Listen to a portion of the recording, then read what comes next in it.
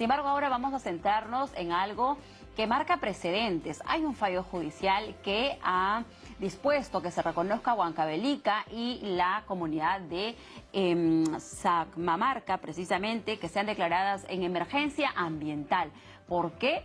Por algo que seguro les va a llamar la atención, porque lo que se ha evidenciado es que la mina Santa Bárbara, que ya dejó de operar hace más de 100 años y que viene incluso de tiempos de la colonia, sigue afectando a la vida habitual de los pobladores de este sector, porque se ha evidenciado de que todavía hay restos de mercurio tanto en Huancavelica como en la comunidad de Sacmamarca.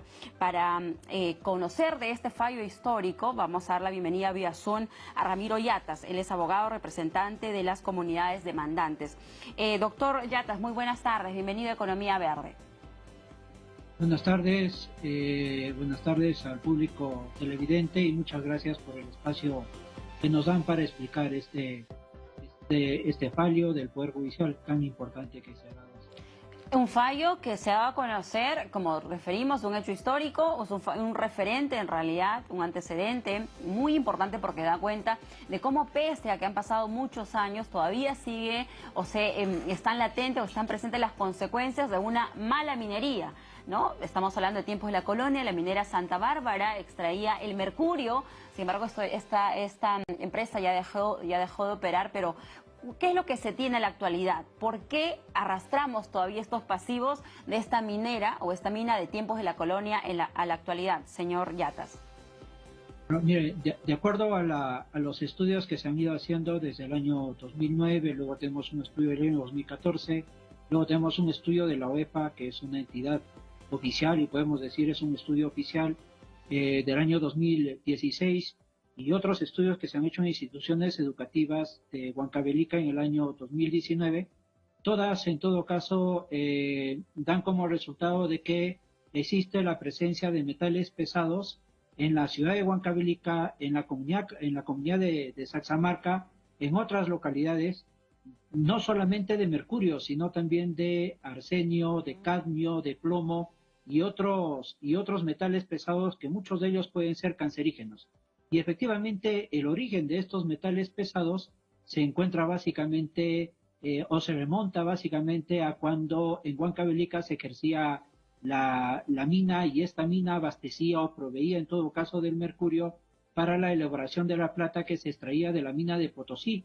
En su momento podemos decir de que ambas, tanto la mina de Huancavelica como la mina de Potosí, fueron el centro económico de la colonia. Pero miren, en su momento se enriquecieron, digamos, pero los metales pesados se quedaron. Entonces, la comunidad de Saxamarca, como también el Consejo de Ambiente de Huancavelica, la ONG Nueva Lica, fueron pidiendo al Estado que vayan interviniendo frente a esta problemática tremenda que se tiene de los metales pesados, y las instituciones del Estado básicamente no hicieron mayor cosa por intervenir en este tema, pese a que existen estos estudios científicos y el informe de la OEPA, ¿no? Ahora, doctor Yatas, ¿cómo se evidencia la presencia de estos metales pesados? Usted habla de mercurio, cadmio, arsenio, plomo, porque hemos visto, por ejemplo, hemos conocido reportes de estos metales pesados, por ejemplo, en otras localidades, en las mismas personas. Sin embargo, ya han pasado muchas generaciones. ¿Cómo se evidencia en el presente la presencia de estos metales pesados de gran afectación a la población? ¿Cómo se ha podido corroborar ello? Se evidencia en el sedimento, en el suelo, en el subsuelo, básicamente los metales pesados. Y cuando las personas en Huancavelica construyen sus casas con adobe, están permanentemente expuestos a estos metales pesados. Y el otro donde se evidencia esto es de que de las 9 instituciones educativas de Huancavelica donde se trataron de identificar estos metales pesados, en 8 excedían los máximos permisibles establecidos por la ley. Eso es lo que es preocupante acá. La presencia de estos metales pesados exceden los límites permitidos por la ley. Entonces ahí, por eso es que la sala nos ha dado la razón. Claro. Y la sala primero determina hay un daño ambiental significativo y de alto riesgo, no solamente para el ambiente, sino también para la salud de las personas. Ahora, a ver, entonces, si bien es cierto, ya en las personas no se ha podido encontrar, pero sí, por ejemplo, en la tierra, ¿no? Entonces, en el suelo, en el subsuelo, usted nos dice entonces que cuando las personas han construido, obviamente agarran la tierra para hacer los bloques de adobe, entonces las paredes estarían contaminadas y los colegios también. Eso es un poco lo que se ha podido evidenciar. Eso es lo que hice en los informes, ¿no? Eso es lo que hice en los estudios científicos que se han podido realizar. Se encuentran básicamente en el suelo, en las paredes de las casas de adobe. Por eso es que pedíamos, entre Entonces, otros... toda la ciudad, por eso que se ha considerado que se declare en emergencia todo Huancavelica, ¿no?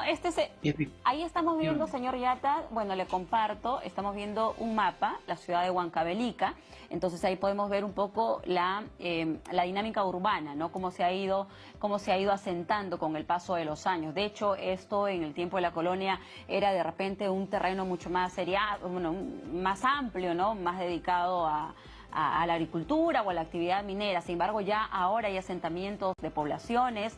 Entonces, todo esto se ha levantado con ese suelo, con esa tierra cargada de metales pesados. Entonces, todas las casas, se podría decir, están contaminadas.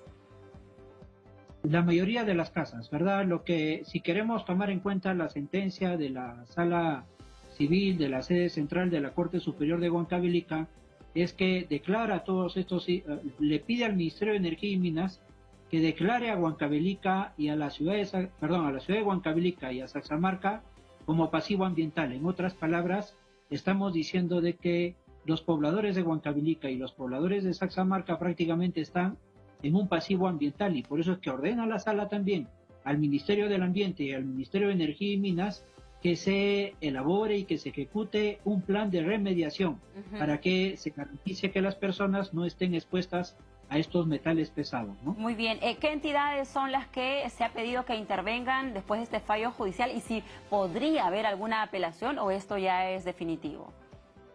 Esto ya es definitivo. Empiezo por lo segundo que usted dice, porque prácticamente nos han dado la razón casi en todo.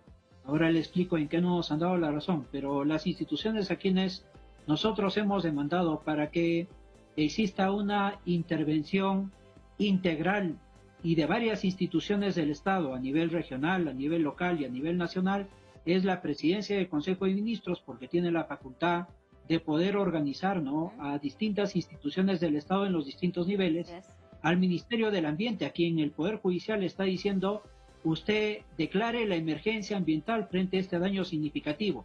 Al Ministerio de Energía y Minas para que declare como pasivo ambiental la ciudad de Huancavelica.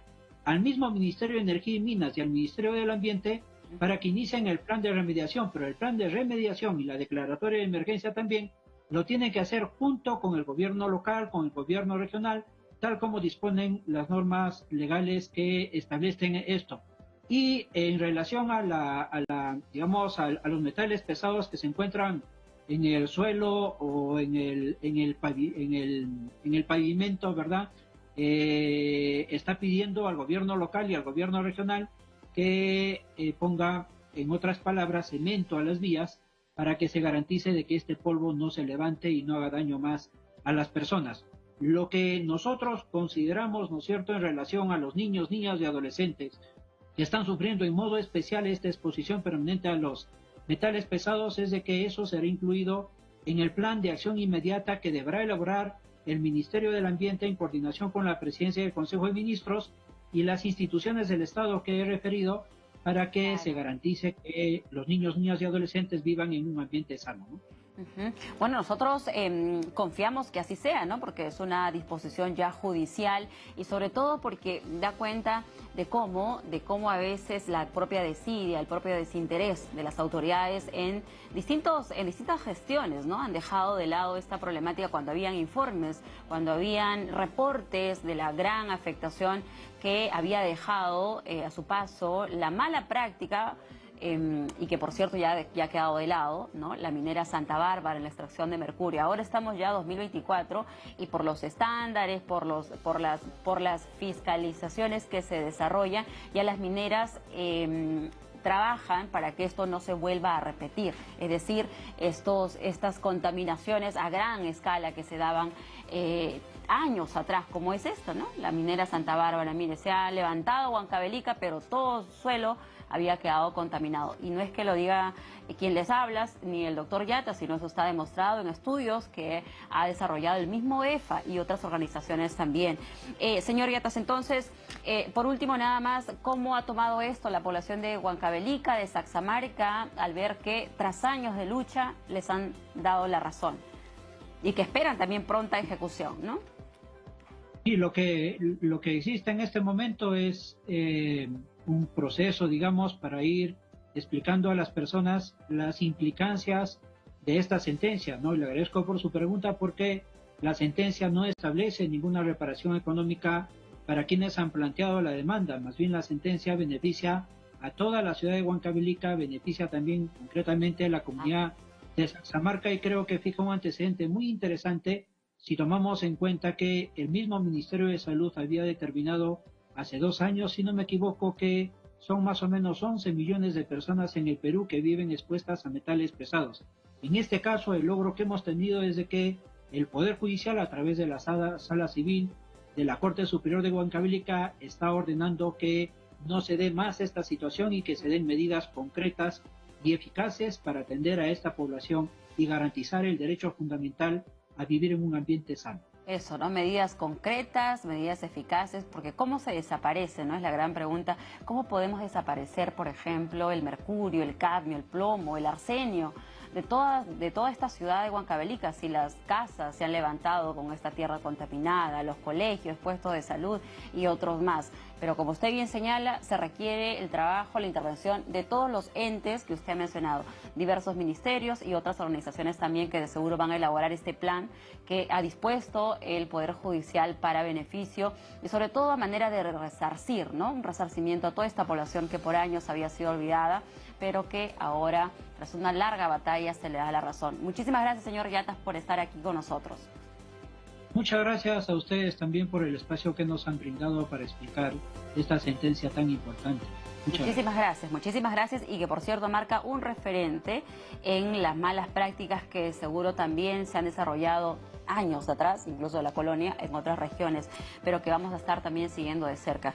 Agradecemos a nuestro invitado, Ramiro Yatas, abogado representante de las comunidades demandantes y en lo que el Poder Judicial ordena al Estado cumplir con una deuda histórica por contaminación minera con origen en la colonia. Muy bien, vamos a continuar con más en Economía Verde y ahora les informamos que una moderna planta de